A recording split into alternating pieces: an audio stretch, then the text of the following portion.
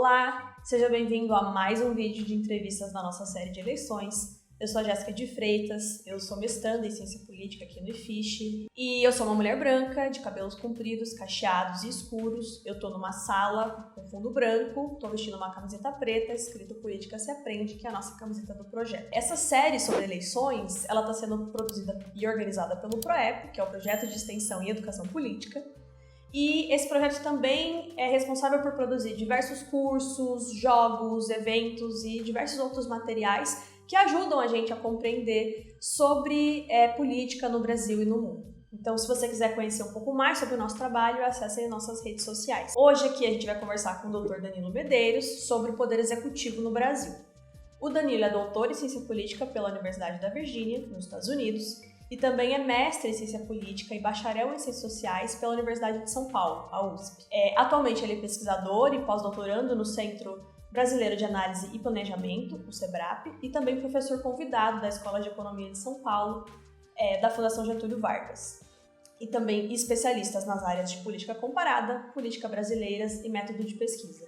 Danilo, muito obrigada por ter topado fazer essa conversa com a gente hoje. Eu que agradeço o convite, Jéssica, e todo mundo do projeto. Bom, como a Jéssica me apresentou, eu sou o Danilo, sou um homem branco, de cabelo, não muitos cabelos, mas alguns cabelos castanhos escuros. Estou usando uma camisa cinza. Acho que é isso. Danilo, a primeira pergunta que a gente queria fazer para você é a mais básica, né? O que é e o que faz o Poder Executivo? Quais são as principais funções desse poder? Então, o Poder Executivo, sobretudo o Poder Executivo no Brasil, ele tem uma função que é também legislativa. Então, acho que esse é um primeiro destaque, até para desfazer alguma confusão que simplesmente separa o Executivo é aquele que executa, o Legislativo é aquele que legisla. Na Constituição brasileira ficou consagrado que o Poder Executivo tem capacidade de iniciar legislação tanto no nível federal, quanto no estadual, quanto municipal. Então, a gente sabe que entre as ferramentas que o Executivo tem à sua disposição se destacam, sobretudo, as medidas provisórias, que é uma espécie de legislação que tem força de lei assim que apresentada, ainda que ela possa vir a ser rejeitada. O Executivo no Brasil organiza e apresenta o orçamento para o Legislativo. Essa é uma ferramenta bastante importante que nem todo executivo no mundo tem à sua disposição. O Poder Executivo ainda tem também o poder de veto, o que garante para ele um importante poder final, uma palavra final na produção de leis no Brasil, que obviamente o Legislativo depois pode reverter, mas que tem um custo alto se o Executivo tiver vetado. Mas de forma geral, então, o Executivo define prioridades legislativas, prioridades de legislação, prioridades de políticas públicas, mas não só, ele define essas prioridades para apresentar ao Legislativo, na forma de uma medida provisória ou de um projeto de lei, mas também define prioridades na organização do orçamento, definindo programas, apresentando esses programas para o Poder Legislativo, e também é aquele que, uma vez formatada a política pública, uma vez desenhada a política pública, uma vez obtido um desenho da legislação por parte do Poder Legislativo, é aquele órgão que vai, de fato, implementar ou organizar a implementação dessa política pública. Seja organizando a distribuição dos recursos, então, no caso de programas de políticas públicas, o Executivo, uma vez aprovado o orçamento, vai destinar esses recursos para os respectivos programas e para as respectivas localidades, definindo prioridades e definindo a forma como que isso vai ser feito. E o Executivo também é composto por diferentes burocracias e técnicos especializados que pensam desde a formulação de políticas públicas até a etapa de implementação e também de avaliação dessas políticas públicas em todos os níveis, não só no nível federal.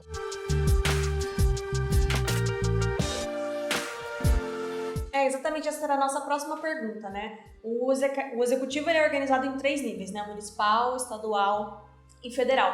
O que muda exatamente de um nível para o outro? Muda, sobretudo, o escopo das políticas públicas que o Executivo vai implementar. Então, o executivo municipal e estadual tem uma série de limitações no que eles de fato podem tratar. As preocupações também dos executivos municipais e estaduais são diferentes do executivo federal. Algumas políticas só podem ser implementadas pelo órgão federal, só podem ser avaliadas, só podem ser formuladas no nível federal. A Constituição define bem que tipo de política cada um desses entes pode realizar. Mas mais do que isso, os executivos municipais e estaduais também buscam recursos no governo federal para realizar parte, não só das suas obras públicas, mas também das suas políticas públicas nos níveis locais.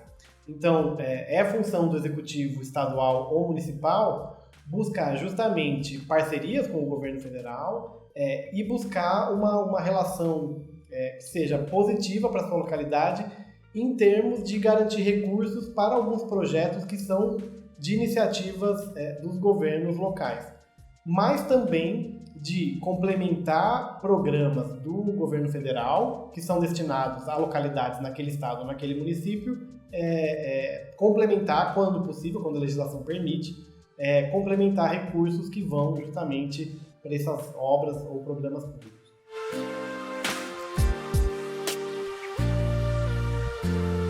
E a gente elege, representantes para cada um desses níveis, então a gente tem o presidente, o governador e o prefeito, mas eles não realizam essas funções sozinhos. Como que é a relação exatamente dos ministérios e das secretarias com o Poder Executivo? Certo. Então, os ministérios, no caso do nível federal, ou as secretarias nos níveis estadual e municipal, elas têm um papel central desde o início da formulação das políticas públicas, certo? Então, quando a gente pensa na secretaria ou no ministério, muitas vezes a gente pensa na figura central, que são os ministros e ministras e secretários e secretárias. Mas eles são só a ponta desse iceberg.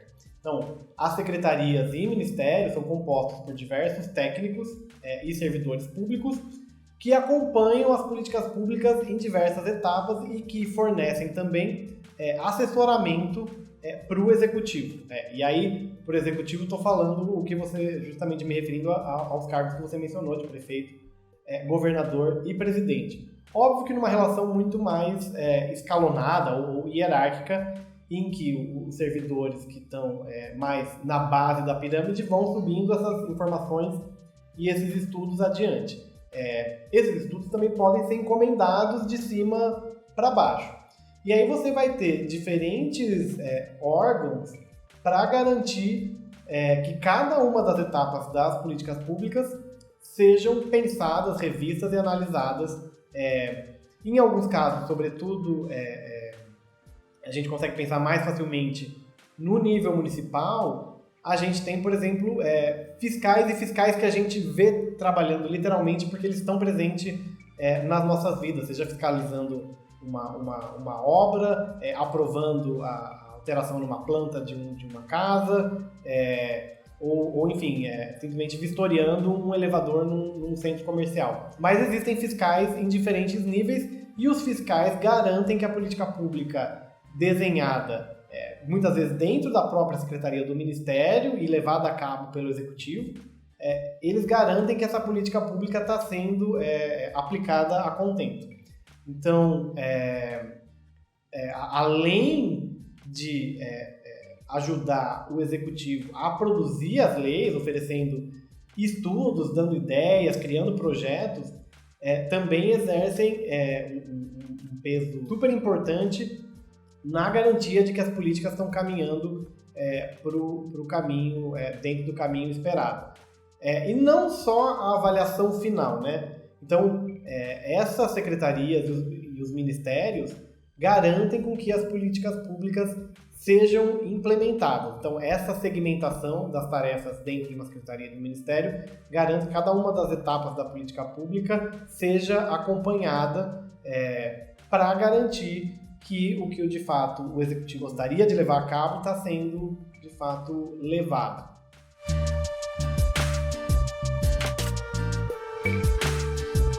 Uma coisa também que a gente queria conversar um pouco sobre, que você já até mencionou um pouco também, é que muita gente não sabe que o executivo pode e faz leis, né? Acho que muito por conta dessa separação e essa coisa de que o executivo executa, né?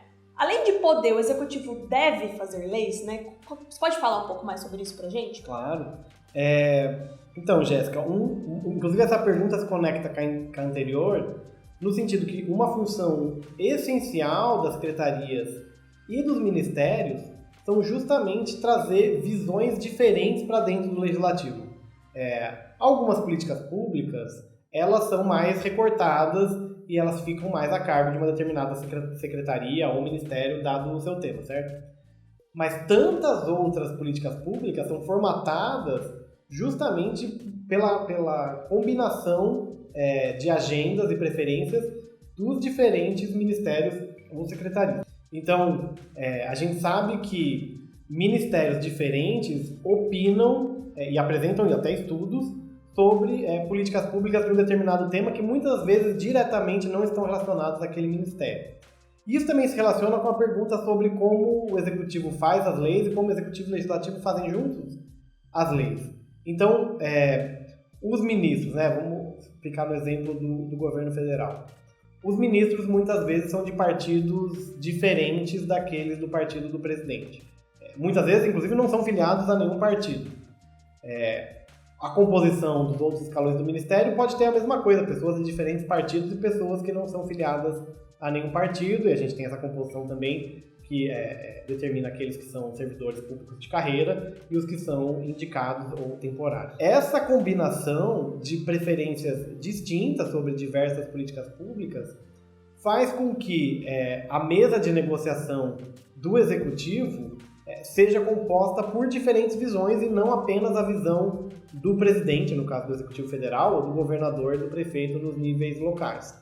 É uma mesa de decisão composta por indivíduos diferentes, com suas capacidades, com seus treinamentos, com suas habilidades e competências diferentes, mas também que trazem visões, tanto individuais, pessoais, quanto visões dos seus partidos, ou dos seus blocos políticos, das suas alianças, que muitas vezes, inclusive, conflitam numa série de pontos, mas é esse conflito e essa exposição de ideias diferenciadas que levam, muitas vezes, à formatação de políticas públicas que têm características um pouco diferentes daquelas trazidas originalmente pelo chefe do executivo, pelo presidente, ou pelo prefeito, ou pelo governador. E um outro fator é que esses partidos que estão representados no executivo, nos diferentes ministérios ou secretarias, tendem a também estar representados no legislativo. Então, isso permite que a elaboração de políticas públicas pelo executivo não separe tanto o que acontece no executivo do que acontece no legislativo, né? Não é um processo único exclusivamente em duas etapas. No caso da legislação apresentada pelo executivo, não é apenas que o executivo apresenta e o legislativo decide qual caminho vai tomar em relação àquilo.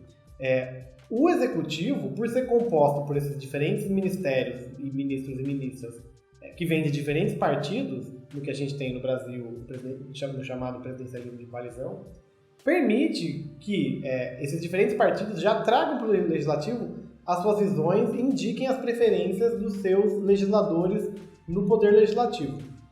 Isso faz com que a legislação já saia mais ou menos negociada do poder executivo. Não significa que ela já está definida, pronta e redonda.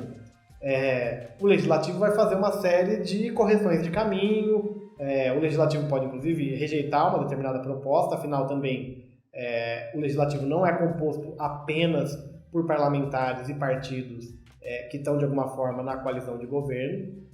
A oposição vai ter um papel e, com isso, o legislativo vai tentar negociar. Dentro do legislativo é que vão ocorrer essas negociações. O executivo, de alguma forma, se faz presente por esses partidos que estão representados nos dois poderes, o que faz com que o caminho seja menos conflituoso, menos complicado e menos paralisado.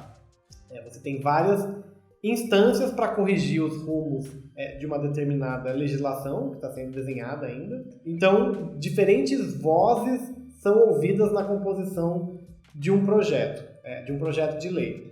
E sobre se o executivo deve ou não fazer leis, O fato do executivo não ser uma voz única cria uma condição especial para que as políticas sejam desenhadas de forma bastante completa. Então, se a gente pensa, né, no que eu já comentei anteriormente sobre as etapas de formulação que começam lá atrás, nas burocracias e entre os servidores públicos e técnicos e especializados nas suas respectivas áreas, então isso vai subindo até uma discussão que se torna bastante política no topo desse iceberg, em que diferentes vozes políticas serão representadas, você vai tendo um ganho na composição desse projeto e na chance de aprovação desse projeto, certo? Você tem uma parte técnica do desenvolvimento da legislação, você ouviu diferentes visões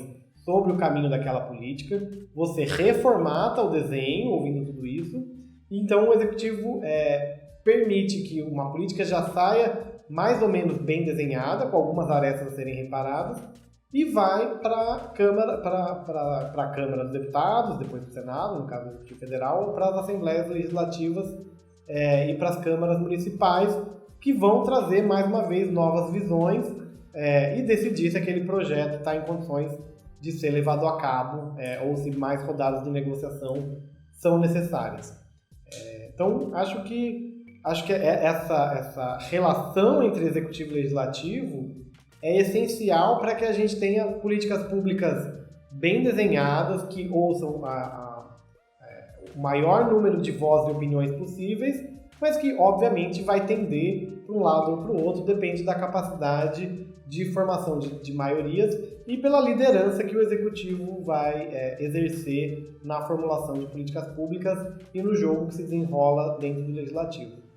Legal, muito bacana, Danilo.